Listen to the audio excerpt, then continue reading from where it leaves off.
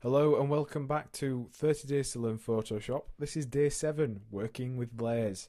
I'm Ben Gribbin, and in today's lesson we are going to learn how to work with layers. So we're going to look at how to create, how to delete them, how to move them around, how to organize them.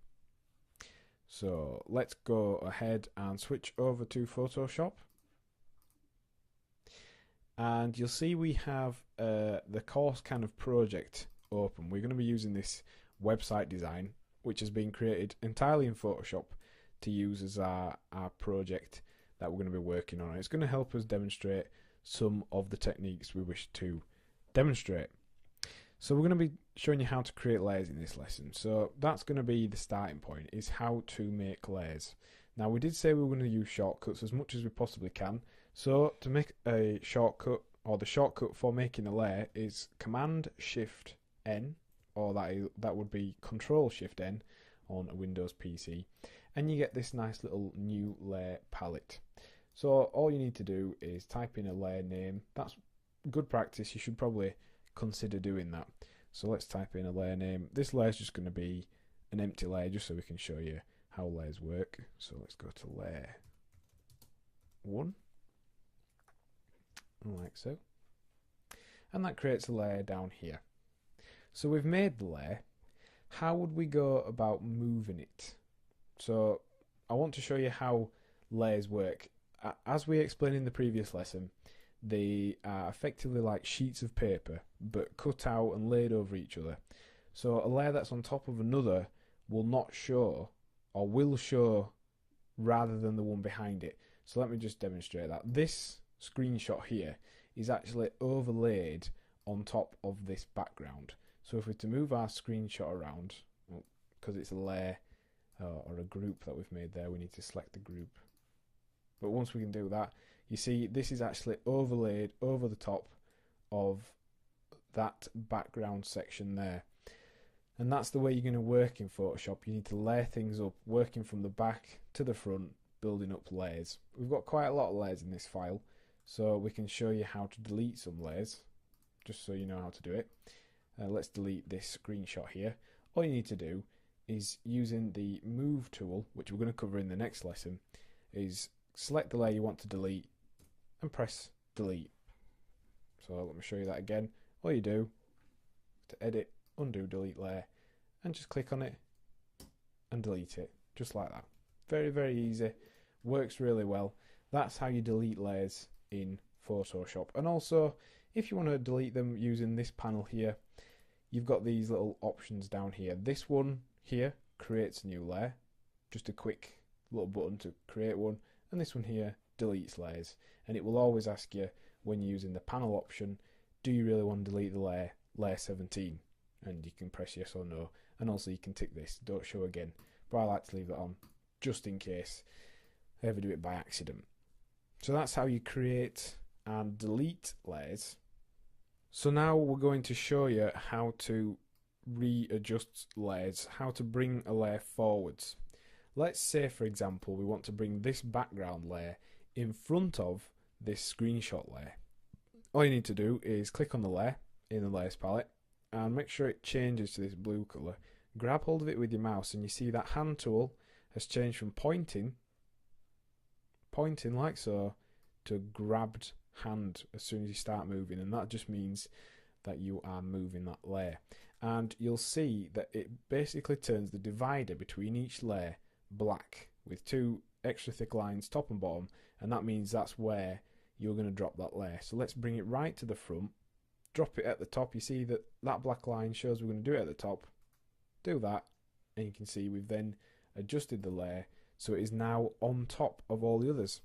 So it's very easy. It just gets slightly complicated when you have so many layers, when you're trying to remember what they all are. Hence why you need to label them.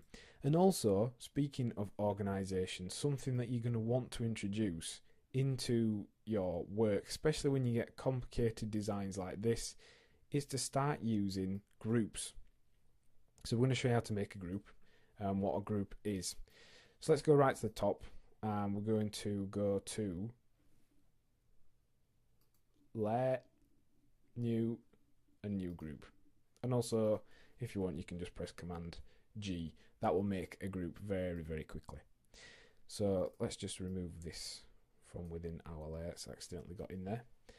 You can see it automatically names a layer, or a group, sorry, group 10. So we don't want it to be called that. We want it to be called the rectangle. And this is going to be just for our own reference so that we know what's within the layer or this group.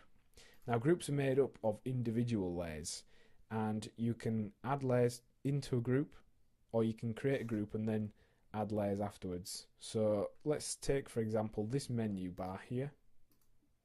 We can actually drag this into the group we've just created. The group we created is at the top, it's at the very top of our layer palette.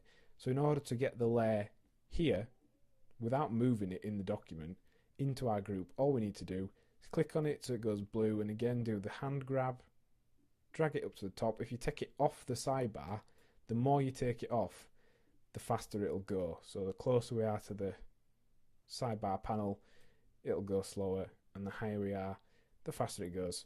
And we can just then literally hover over the group. Notice it's slightly different. We're not looking for the dividing line this time. We're looking for it to highlight the entire group with a black square, a black rectangle, and drop it in like so. So you literally just drop and drag it into that group, and now that group will contain that layer. And then you can start to see the benefits of groups. If we were to add all the text that we have around this document, so let's add all of the text into this group. If we just go do that very quickly, pop that in there. We'll also stick this in. You can put groups within groups as well. So you see we've just grabbed hold of a group. So we'll take that up to the group. Automatically it puts whatever layer you've just dragged in to the very bottom of the group. But if you wanted, when you highlight in the group, you can drag it in and drop it within the layers in the group wherever you like. So that might make a difference to how it's displayed. But now you can see we've added all of those documents into this group. So we've got a whole range of layers organized into a group, and we can then just turn those on and off like so. And we can also move them and resize them as if they were one layer. But to do that, we need to go on the move tool and make sure we've got group selected. So then whenever we're on a group, it will give us the transform selection, or the transform tool, for the whole group. Let me just show you that again. You see we've resized all of those elements together as one, which does save us a lot of time. One little tool tip for the layers panel is the eye tool. You might have seen us using it just then. What this does is it toggles a layer's visibility on or off, so that when you then go to save this file, it will actually be invisible even though technically it's there. And you can use that just when you're working on the background of something, just to hide something temporarily to make sure it's looking good, and also when you're showing people your designs and things like that, how they're constructed. So that's groups and layers. Now we need to look at some of the kind of color modes and settings for layers and groups. So this rectangle layer we have here, the rectangle group, it's filled with about 5 or 6 layers, but you can see it's set the color mode, or the blending mode, to pass through. Not sure why it's done that. I think I might have clicked it by accident at some point. So this should normally be set to normal, but if you start changing the color mode, it will start changing the outlook of this layer.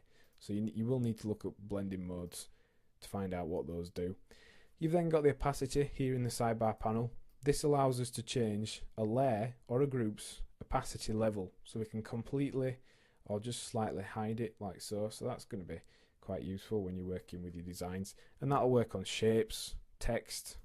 If we go down to this text layer here, it will actually make it less apparent and more opaque and things like that. So that's the opacity tool.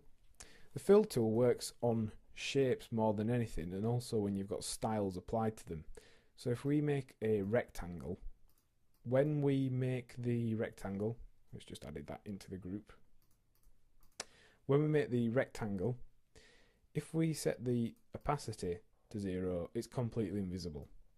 However, if we were to add a stroke, which we'll show you how to do further in the course, and press OK, when we set the fill to 0, it will delete the fill, but it retains all of its effects. So this is a way of being able to make kind of outlined boxes and shapes and apply styles to things that you want to be semi-transparent. And that's how you do that. But then we can also tweak the opacity of the whole thing. So if we change the opacity, that will change the strokes opacity as well. The fill is just relating to the shape fill that's been applied there and not the effects. And then there's just some more options that you will notice here. This is one you may need to use at some point, the lock tool. And what this will do now is, even though we can kind of select the layers and elements around it, that group that we created, the rectangle group with all these elements in, we cannot change that.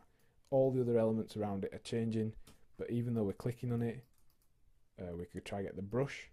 If we got the brush to try and paint on it, it wouldn't do it.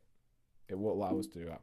So you can use that to lock up an image or a photograph or whatever you've been working on in Photoshop, so that you can't change it by accident, you can't accidentally move things around. It's just good to prevent mistakes, to lock it off if you were sending it to a client perhaps for viewing. That's what the lock tool is used for. And then we've got these options down here. We've got the ability to add adjustment layers, which again we're going to cover in further into the course, and also the quick shortcuts here for creating a group. If you click on that, it will make a group. If we click on this, it makes a new layer, and if we click on that, it will actually delete whichever layer or group you've got selected. So that's what layers are, that's where they are, that's how to use the layer panel and how to add, edit and make groups. So in this lesson we've learned how to create layers and groups, and we've looked in general at organisation in Photoshop. We've also considered the layer properties, for example fill, opacity, how to lock them, and why you would set a layer to be locked. And your lesson task is to practice by creating a group in your own document called first group, and then put a layer inside of that called layer 01. Then delete the layer, as we've shown you, and then lock the group. So that's just good practice for working with layers and groups. It'll help you get familiar with that. Next time on 30 Days to Learn Photoshop, we'll be looking at the Move tool. Thanks for listening.